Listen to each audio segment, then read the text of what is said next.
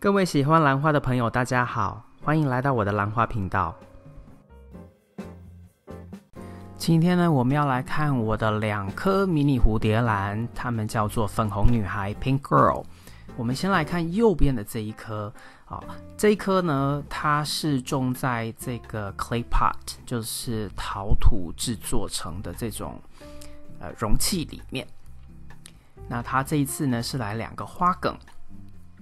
粉红女孩在美国这边算是蛮有名的一个兰花品种，也蛮常见的，其实在超市就能够购得。那有一些幸运的朋友呢，其实他们的粉红女孩是会有香味的，因为粉红女孩啊，其实它有西雷利在父母亲本里面，所以呢，它除了颜色上面跟西雷利很相似之外呢，有一些个体呢是有沿袭到会有香味这样的一个特性。当然啦，我的2颗里面呢是属于不幸运的部分，因为我的这2颗呢基本上没有什么味道，即便很近很近的闻，可能有一点点味道，但我个人不把它列为是会香的兰花。但是因为已经有2颗了，所以呢在超市有看到，我也就没有再尝试购买，因为我不想要太多同样的兰花。那这边呢换了一个背景哦，所以可以给你们看一下它的这个颜色，因为有时候在植物生长灯下面照，它的颜色会比较失真一点。那这边呢是正常的光线，然后加上一个黑色的背景，所以呢给你们看，这样子会比较明显一点，能够看得出来它白色的边加上中心跟花背面这样的一个粉红色的颜色分布。像这颗兰花呢，双花梗，但是它每一个花梗的这个朵数并不是太多，但是因为双花梗，所以看起来还是挺热闹的。叶子上面也是有一些隐性的叶斑。那这颗兰花呢，其实我种在这个陶盆里面已经一段时间了，还没有对它进行换盆，但是我有在考虑了因为很多的这个根系基本上透过导根都长进杯内，但是我想这颗兰花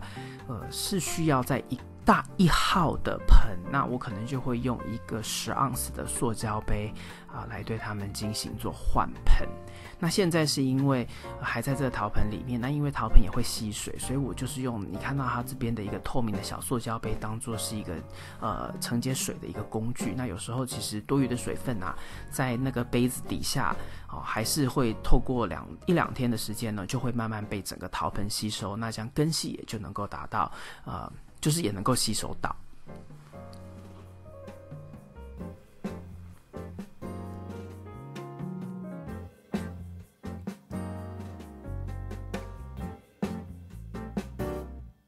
接下来我们要看的另外一颗粉红女孩呢，是我本来用杯挂的方式来种植。那现在看到的这些照片是它上一次开花周期花梗长出来之后，但是没有开花的一个照片记录。那我就决定要对它进行换盆，重新把它种回去，就是放弃杯挂的种植方式，改为传统的种植方式所以这边看到就是已经换完盆。那它换完盆的时候呢，其实我当时没有把花梗剪掉，但后来发现它只开了1朵花要开不开，然后开始花梗出现枯黄，所以我就索性把它们都剪掉。那经过了1整年之后呢，这颗兰花在这样的一个传统种植方式里面又再一次长出了双花梗。那你现在看到它现在重新长的新叶子呢就是朝上了就没有像之前因为杯挂，所以它的叶子长的方向完全不一样。你等一下有机会呢，可以再观察一下它叶子的长势。那这颗就是从杯挂变成直立放在平面上面长。那这一次呢，一样是来了2个花梗。那因为它放置的位置所以它的这个2个花梗的长势呢是直直的长，但后来有偏向一边，是因为我没有让它完全正对着光源，所以它呢这花梗就会随着光源的角度的不同，它会朝一边长所以这是我特别没有去挪动它而造成的现象。它们开花盛开的时候呢，常常让我想到日本春天会开的樱花，有点异曲同工的那种部分哦，就是一团一团的花，然后粉红色、白色这样子的一个颜色分布。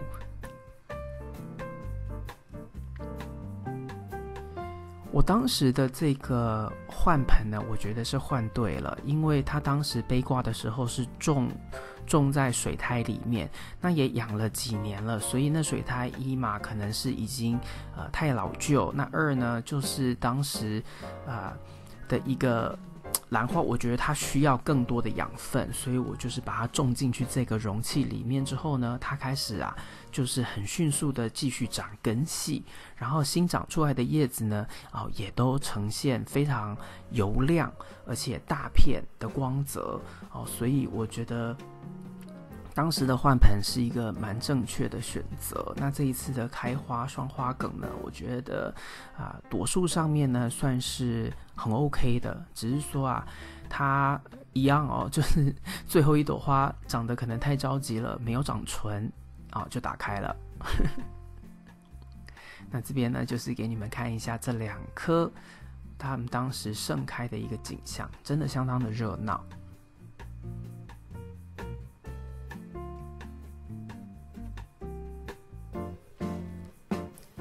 如同我刚刚讲的，这两颗兰花都不会香，所以比较可惜。那如果你有幸能够找到一颗会香的粉红女孩的话呢，请你好好的照顾她因为至少对我的经验来说，遇到会香的粉红女孩呢，还是比较少见的。虽然说这款兰花其实在美国当地的超市常常看见，但是呢，到目前为止呢，我还没有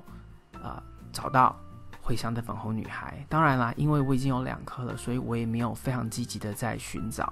会香的粉红女孩。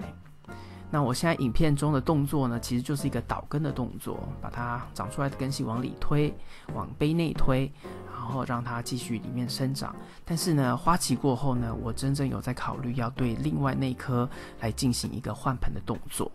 左边的这一颗。不知道你们有多少人也有粉红女孩呢？在下方留言让我知道吧。以上就是今天为您带来的影片。如果你喜欢这个影片，请帮我在影片的下面点个赞。如果你要继续与我一起学习怎么养兰，别忘记订阅我的频道并打开通知铃铛。谢谢您的观赏，我们下次再见。